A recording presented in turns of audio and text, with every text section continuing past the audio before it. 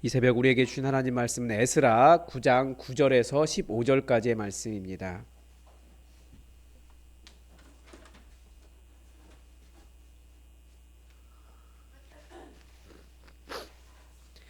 에스라 9장 9절에서 15절입니다.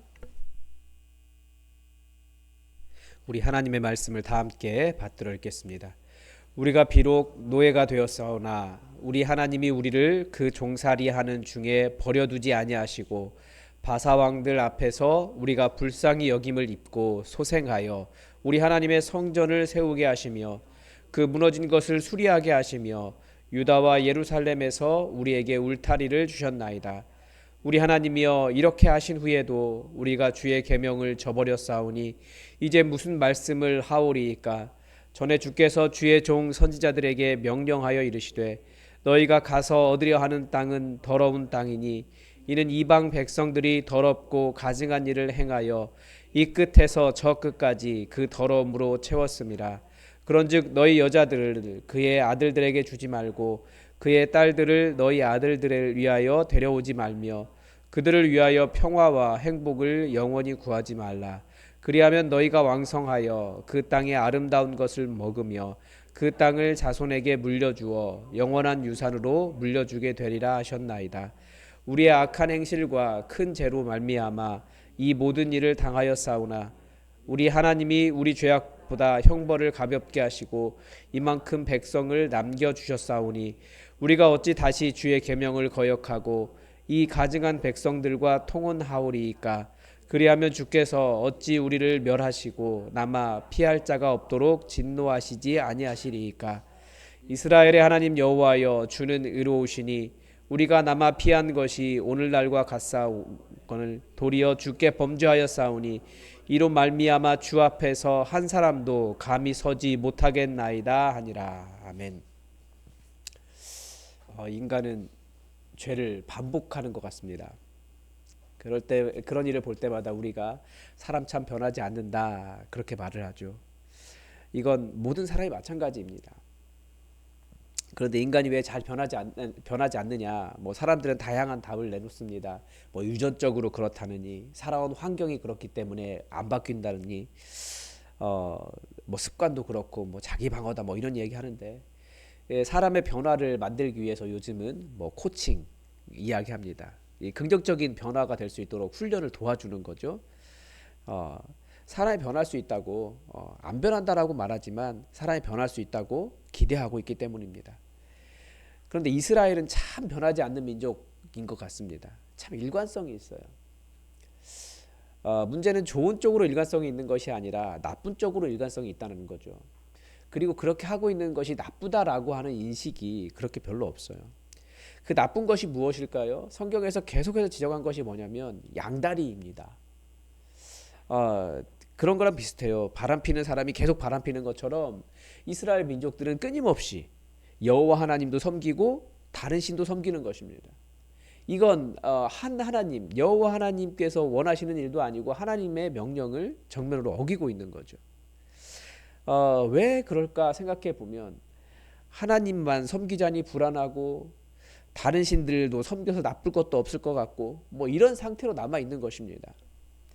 그런데 이런 이스라엘이 멸망한 이유가 무엇이냐? 그들이 여호와 하나님을 섬기지 않은 것이 아니에요. 그들도 여호와 하나님을 섬겼어요. 안식일만 되면 열심히 섬겼어요. 엄청나게 많은 11조와 정말 그 제사법 열심히 지켜가면서 열심히 섬겼습니다. 문제는 바깥에 안식일만 지나고 나면 세상 섬기고 돈 벌기 위해서 악한 짓 하고 하나님이 하지 말라는 것도 하고 다른 우상도 섬기고 그렇게 하는 거예요. 내가 잘 될 수 있다면 뭐 교회도 나오고 내가 잘 될 수 있다면 불교 가서 뭐 절도 하고 뭐 이런 상태로 남아 있었던 것입니다. 하나님 그것을 정말 싫어하시는 거예요. 다른 신들은 모르겠어요. 다른 신들 뭐 존재하지도 않지만 다른 종교에서는 뭐 이 신도 섬기고 저 신도 섬기고 뭐가 나쁘냐 이렇게 이야기하지만 그게 가짜라는 증거인 거죠. 이스라엘이 다시 하나님께서 그 완전히 나라를 멸망시키셨다가 다시 백성들을 회복시키고 그 땅에 돌아오게 하시고 나라를 세워 가시는데 다시 그 백성들이 그 일을 반복하더라는 겁니다.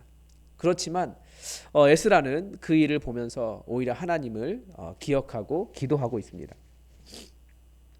그것이 이제 혼합적인 믿음의 상태가 이스라엘 자손들의 혼인 풍습에 들어가 버렸기 때문입니다. 그래도 에스라는 기도하면서 무엇을 하고 있습니까? 하나님의 은혜를 기억하고 있습니다. 오늘 본문 9절을 시작하면서 에스라는 지금 자신들이 일부 남겨진 것에 대해서 아주 감사하고 있습니다. 그렇게 남아있는 것조차도 하나님의 은혜였다라고 감사하고 있는 거죠. 왜냐하면 정의로우신 그 거룩하신 하나님 앞에서 이스라엘은 완전히 없어져도 이상하지 않을 텐데 이스라엘 자손의 일부를 남겨놓으신 것은 하나님의 크신 은혜였기 때문에 그렇습니다. 다른 나라들은 그렇게 멸망하고 나면 다시 세워지지 않았는데 이스라엘은 하나님께서 다시 되돌려 놓으셨다라는 거예요. 우리는 100을 가지고 있다가 우리의 죄악으로 인해서 10이 남는다면 여러분은 그것을 은혜라고 생각하시겠습니까? 아니면 잃어버린 90을 생각하면서 하나님을 원망하시겠습니까? 에스라가 한 일은 뭐 10이 남은 것도 아니에요. 정말 뭐 0몇 남은 거예요. 그러나 에스라가 죄악 중에도 하나님의 은혜를 고백하며 기도하는 그 마음은 이 한 줌밖에 되지 않은 이 적은 것이 하나님의 은혜라고 하는 감사함이었다라는 거예요.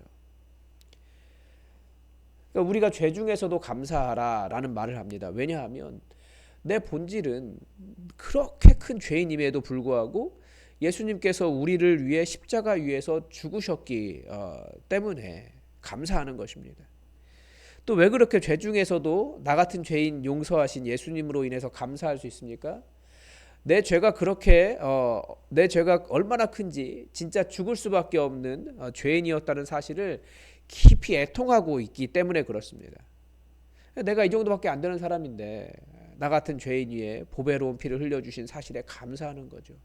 그 감사함 때문에 바울은 어떻게든지 내가 갚아보겠다고, 갚을 수 없지만 너무나 큰 은혜에서 갚을 수 없지만 어떻게든지 해보겠다고 그렇게 열심히 자기의 모든 것 버리고 사역하고 다닌 것 아닙니까? 그 감사함이 있었기 때문에.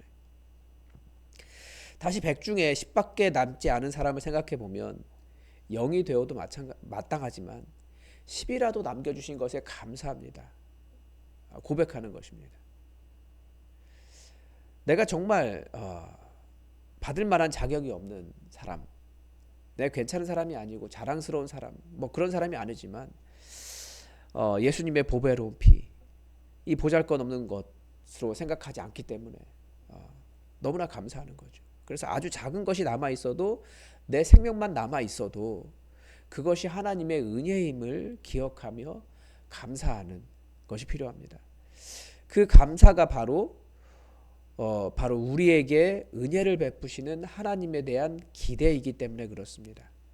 멸망한 자라도 꿈꿀 수 있도록 남겨두시는 하나님의 그 권능과 은혜에 대한 기대라는 거예요. 그래서 우리가 하나님께 야단 맞아도 13절의 표현처럼 우리 하나님이 우리 죄악보다 형벌을 가볍게 하신 것을 감사해야 한다라는 거죠. 이렇게 지금 이스라엘 땅에 돌아와 있는 유대인들은 하나님께서 남겨주신 아주 특별한 은혜의 결과물이었습니다.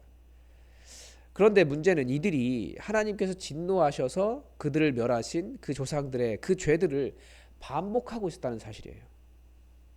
이들이 이방 여인을 며느리로 삼기도 하고 자기 딸들을 이방인들에게 주기도 했습니다. 지금 우리 시대의 기준으로 하면 이것이 아무런 문제가 되지 않을 것입니다. 또 오늘 본문에 나오는 여러 가지 이스라엘 중심적인 생각, 다른 민족들을 절대 봐주지 말고 용서하지 말고 끝까지 그들과 평화롭게 지내지 말아라라고 하는 이런 이야기들이 지금 우리 시대에 와서는 이해가 되지 않는 내용들입니다. 그런데 큰 오해가 이스라엘이 지금도 평화하려고 하면 심지어 어떤 총리는 주변 세계와 팔레스타인과도 평화하려고 했더니 암살당할 정도로 이스라엘은 지금도 강력하게 이방 민족들에 대해서 자기들 이외에는 평화를 허락하지 않습니다. 그런데 그게 하나님의 크신 뜻을 잘 오해하고 있는 것이고 그리고 또 하나는 이 본문 안에 담겨있는 특별한 상황에 대한 인식이 적은 거예요. 우리 시대의 기준으로는 문제가 되지 않지만 이때의 상황은 무엇이냐면 이방 여인이라는 말은 그들이 다른 신들을 섬기고 있는 사람들이었다라는 뜻입니다. 이방 여인과의 통혼은 그 신앙의 순수성에 대한 인식이 없는 일이었고 거룩한 자손을 원하신 하나님의 뜻을 거스르는 일이었다라는 거죠. 그래서 이 말씀은 이 시대에 적용하기에 참 어려운 부분들이 있습니다. 그대로 적용하는 것. 뭐 예를 들면 그 결혼할 때 꼭 믿는 사람하고만 결혼해야 된다. 이런 것들도 참 어려운 말이죠, 이 시대에는. 그렇지만 신앙의 순수성을 지켜가기 위해서 끝까지 기도하면서 하나님, 저는 꼭 믿는 사람하고 결혼해야겠습니다 라고 하는 간절한 그런 마음을 품고 있으면 하나님께서 인도해 주시죠. 그게 어떻게든지 내가 이 신앙을 지켜가겠다라고 하는 자존심과 신앙의 순수성을 유지하겠다라고 하는 어떤 의지, 이런 것들이라는 거예요. 어제도 잠깐 말씀드렸지만 믿지 않는 여인도 하나님의 백성 될 수 있습니다. 율법에서 모압 여인, 모압 사람 하나님의 총에 들어오지 못할 것이다 라고 정해놨지만 얼마든지 하나님의 백성이 되기를 사모하여 끝까지 하나님의 백성 되기를 그 길로 나왔던 사람들 받아줬습니다. 가능했어요. 그러니까 단순히 이방 여인이어서가 아니라 그 사람이 여호와 하나님의 백성 되기를 기뻐하는 자였느냐, 아니면 여전히 자기의 기준 가지고 다른 신 섬기기를 기뻐하는 여인이었느냐, 이런 차이가 있다라는 거예요. 그러니까 나의 이방, 그래서 다른 종교인을 데려오지도 말고 내 딸을 다른 종교인에게 주지도 말라는 거예요. 하나님의 백성된 성도가 믿음의 뿌리가 든든하여 흔들리지 않는다면, 그래서 믿지 않는 배우자를 믿음으로 인도하기에 충분하다면 아무 문제가 되지 않을 것입니다. 우리 믿음의 선배들은 많이 그랬어요. 근데 요즘은 다 그냥 딴 데 가는 것이 아무렇지도 않아요. 문제는 뭐냐? 우리 안에 이미 믿는다고 하는 자녀들의 믿음의 뿌리가 없는 거죠. 모든 교회들마다 요즘 3040에 대한 대책을 내놓으라 뭐 난리가 아닙니다. 여러 가지로 3040 세미나도 하고 막 이야기하는데 3040 세대의 특징이 있어요. 부모님이 예수 믿기 때문에 나도 예수 믿는다고 생각하는 세대가 이 시대의 3040이에요. 복음을 증거해서 예수 믿는 사람들보다 그 세대가 훨씬 많아요. 그런데 이 세대가 다들 믿음의 뿌리가 든든하지 않은 거예요. 얼마든지 세상 속에 나아가서 세상에서 요구하는 일들, 다른 신을 섬기듯이 넘어가고 있는 세대가 이 시대의 3040 세대라는 거예요. 무엇 때문이겠습니까? 어떻게 보면 부모의 세대가 정말 강건한 믿음을 물려주지 못한 것을 먼저 반성해야 될 것이고요. 그리고 그들이 정말 믿음의 뿌리를 굳건하게 가질 수 있도록 그들을 말씀으로 가르치고 그들을 지켜주는 것이 필요한 시대라는 것입니다. 자신의 신앙을 잃어버리지 않도록 붙잡아줘야 되는 거죠. 요즘 믿는다는 말이 복음을 알고 예수님을 나의 주인으로 모셨다라고 하는 그 어떤 충성스러운 마음, 그 부르심에 대한 충성스러운 마음이기보다 내가 교회를 다닌다, 기독교를 선택했다 수준이기 때문에 이 굳건하게 믿음을 지켜가려고 하는 의식 자체가 많이 떨어지는 거예요. 그래서 말씀은 뭐라고 이야기합니까? 우리가 열매 맺는 것은 복음이에요. 복음이 우리를 열매 맺게 한다라고 가르쳐 주는데, 더더욱 복음을 이해하고 복음을 내 삶에 적용해서 심화하고 복음으로 열매 맺는 법을 우리가 진짜로 배워야 될 것입니다. 그리고 에스라의 이 기도가 놀라운 점이 하나 더 있습니다. 에스라가 애통하면서 기도하고 있는데 그 죄가 에스라의 죄가 아니라 공동체에 속해 있는 다른 사람들의 죄였다라는 거예요. 성경은 이 중보 기도의 일을 굉장히 중요하게 여깁니다. 남의 일이지만 내가 아파하며 기도하는 거예요. 그럴 때 그 공동체를 살려주시는 일이 하나님께서 그 기도를 듣고 살려주신다는 거죠. 그러니까 우리 교회에 어려움이 있으면 우리가 그걸 안타까워하기보다 애통하면서 이것이 내 문제라고 생각하고 하나님께 나아가 기도할 때 하나님께서 그 문제를 해결하시고 우리 공동체를, 우리 교회를 순수하게 변화시켜 가지고 세워주신다는 것을 이 에스라의 기도를 통해서 우리가 볼 수 있습니다. 그래서 진짜 공동체의 지도자는 비난하거나 왜 못하냐고 말하는 사람이 아니라 함께 아파하면서 그것을 나의 문제로 품고 그 일을 놓고 간절히 애통하며 기도하는 사람입니다. 왜냐하면 지도자는 공동체의 현재와 미래를 책임지는 사람이기 때문에 그래요.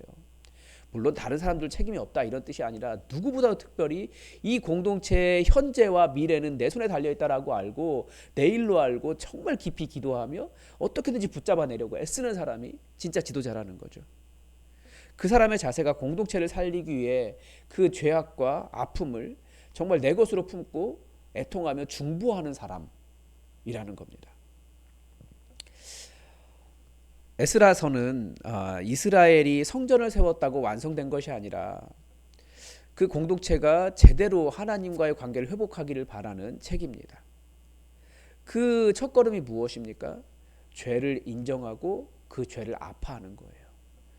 죄를 보고 있는데도 그것이 아무런 문제가 되지도 않고 뭐 다른 사람도 다 그러고 나만 그러냐 뭐 그렇게 이야기하고 이 시대에는 그런 거야 라고 말하면서 그것을 그냥 가만히 놔두는 것이 아니라는 거죠. 죄를 인정하고 아파하며 그것을 내 문제로 알고 기도하는 것이 회복의 첫걸음이다 라고 에스라는 보여주고 있습니다. 그리고 그 죄 한가운데에서도 은혜의 하나님을 기억할 때 동일하게 회복시키시는, 여전히 회복시키시는 하나님을 기대할 수 있다는 거죠.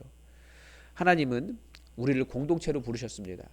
이 시대에는 코로나 시대를 지나면서 공동체에 대한 의식이 없어요. 내가 잘해서 나 혼자서도 잘 살아갈 수 있다. 나와 저 사람 내게 이익이 없으면 나와 관계없다. 이렇게 말하는 시대입니다. 그러나 우리가 이 공동체로 부르신 하나님의 뜻을 기억하고 우리 예수품만교회, 우리가 속해 있는 목장, 우리 가정 정말 천국으로 만들어가는 우리 믿음의 삶이 되었으면 좋겠습니다. 오늘도 하나님의 뜻이 우리에게 이루어지기를 주기도문으로 기도하겠습니다. 하늘에 계신 우리 아버지, 아버지의 이름을 거룩하게 하시며 아버지의 나라가 오게 하시며 아버지의 뜻이 하늘에서와 같이 땅에서도 이루어지게 하소서. 오늘 우리에게 일용할 양식을 주시고 우리가 우리에게 잘못한 사람을 용서하여 준 것 같이 우리 죄를 용서하여 주시고 우리를 시험에 빠지지 않게 하시고 악에서 구하소서. 나라와 권능과 영광이 영원히 아버지의 것입니다. 아멘.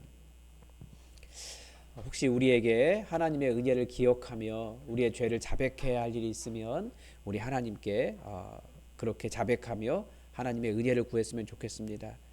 그리고 우리 교회가 함께 회개하고 회복해야 할 일이 무엇인지 우리가 함께 기도했으면 좋겠습니다. 그리고 정영희 권사님을 위해서 기도를 부탁을 드립니다. 한림대 병원에 입원하셨는데 많이 안 좋아지셨어요. 지금 그 슈퍼박테리아인가요? 그 항생제 들지 않는 게 발견이 되어서 면회도 되지 않고 감염의 위험이 있어서 면회도 되지 않고 전환을 하면 그 선망 증세가 나타나서 지금 그런 상황 가운데 있습니다. 여러분 정영희 권사님과 그 가정을 위해서 하나님의 평강을 부어달라고 여러분 기도해 주시기 바랍니다. 우리 다 함께 기도하겠습니다.